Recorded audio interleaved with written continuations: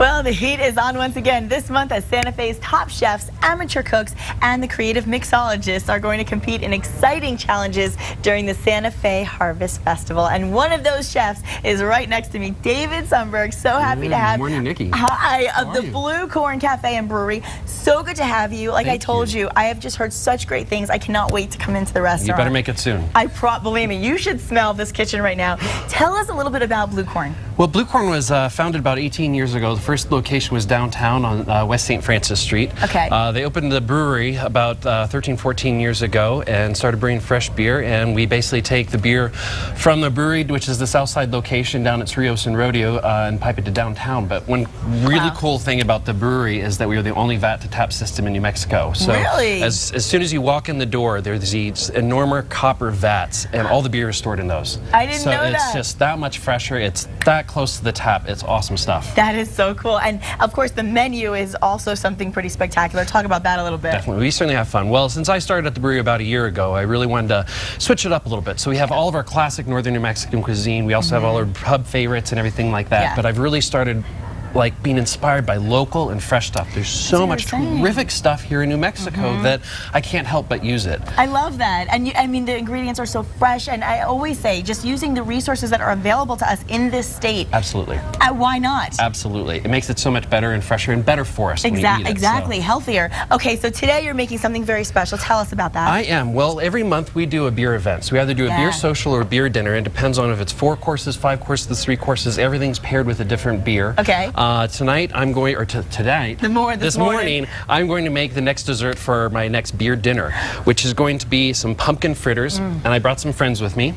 So I brought some pumpkins from my friend Matt at Ray Romero Farms. I brought some local pears and apples from my friend Andre at Eve's. And as a very special treat for us, what you have there in your glass, we're making some brandy hot toddies. This is a new apple brandy just out from Santa Fe Spirits. That's awesome stuff. And if you've been watching the show, I've had no voice for the last 2 weeks. I've needed a hot toddy like you have no idea. Thinking of you. Thank you so much. My pleasure. And apple brandy, my goodness. So where do we begin? Tell us how it all gets started. What do we do first? Because this takes a little bit the longest. The whole thing is super fast, really easy, and you can do a lot of it ahead of time. Okay. So in this pot, I have port wine, some spices, which are the cinnamon sticks and cloves and allspice and nutmegs and everything. And then I also threw a fresh orange peel, which gives just a great flavor and such a brightness to it. Good trick. Absolutely. And it's better than having the acid in there, the orange juice. Yes. And I poached these apples and pears, which are peeled and cut into, I cut these into 10 sections, but it depends on the size of the fruit. You can find the recipe online. You guys are nice enough to put that there. Sure. Poached it for about half an hour. Okay. I did this yesterday. Wow. You can do this 2 days in advance. It only gets better with time. And the port just basically ferments into the fruit? It really just infuses it. So that's what gives it the gorgeous color, and it's going to add some sweetness to it, which will really complement the natural fruit sugars in the fruit. I love this. Oh, I love it too. So next, this is so fast, so keep up. Okay. All right.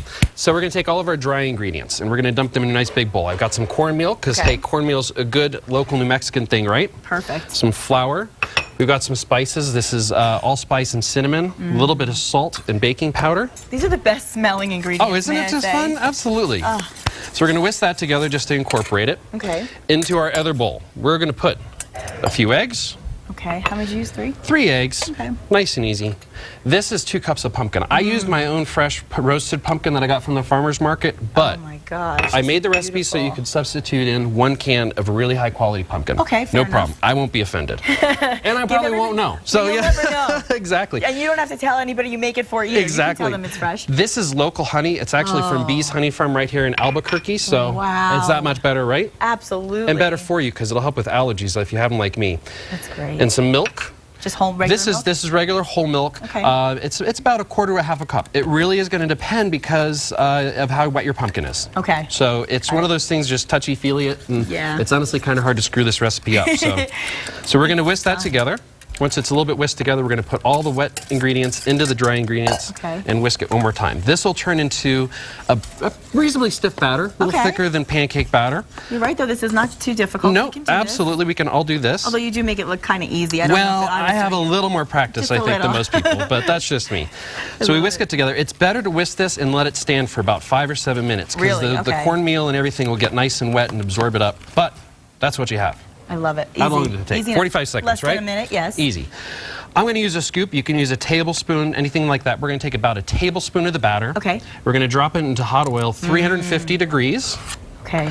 I use a thermometer kind of to regulate it, but honestly, if you don't have a thermometer, don't buy one. Really? Just make more batter and play around. Okay. You'll know when you get the right temperature. Now, do you like to use regular oil or do you use vegetable oil? Or? You can use anything you like. Expeller pressed canola oil is certainly be one of the more healthiest that you can use. Okay.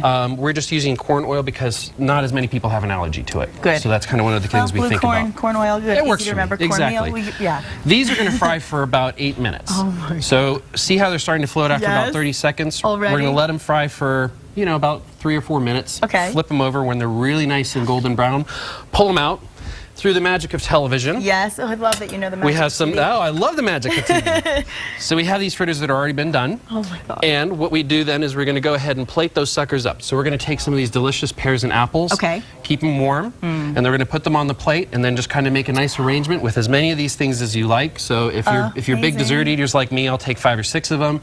You know, a little petite thing like you're going to take 2. Oh, I'm going to eat like the whole plate. Well, we'll what see. are you talking about? And I love it. I just a little cinnamon dust and stuff over there, and then just as a topper because these fritters. Yes. Which incidentally, this is based on a South African recipe called pumpkin coca. Ooh. Something along those lines. I learned yesterday that jumbo means hello in African. I know, he's great, isn't Wasn't he great? Yes, But you absolutely. I love are Chef also Ahmed. competing. So I want to mention that real quick because you're competing in the Santa Fe Harvest Festival. Yes. One of the chefs in the Chef Showdown, and you're also going to be benefiting Cooking for Kids, which is so a great program, isn't it? I love the fact that this is teaching kids really to eat better, how to cook their own food. Yes. We have some of my employees will bring their kids in and we cook in the kitchen once a week. And we have just an awesome time. They get inspired. And oh, I bet they love you. Fun. And we want to encourage everybody. You just saw the graphic on the screen too. Definitely. Please visit SantaFeHarvestFestival.com. You'll get all the details of the competition and you'll be able to get the best tasting and they're food. Incredible deals. Oh my gosh. It's ridiculous. How many, over 40 restaurants, there are 20 chefs competing. Yes. It's going to be a really cool event. Yeah, it's going to be amazing. And I'm wishing you so much luck. And I want to mention, this could be a great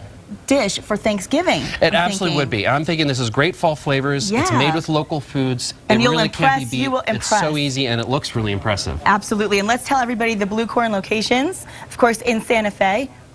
Let's tell them. Downtown. Absolutely. Downtown is 133 West Water Street. It's actually just 1 block off the plaza going to the west. Easy. And south side, we're at 4056 Cerrillos, right at the corner of Cerrillos and Rodeo, so it's easy to get to. And you can always go to the website for more details as well. And when we come back, you know I'm going to be eating this. I mean, come on. And as you mentioned, the website, you can find this recipe. You can actually make it yourself. So please do. Go to casa.com. We'll be back after the break. Cheers. Cheers. Salute.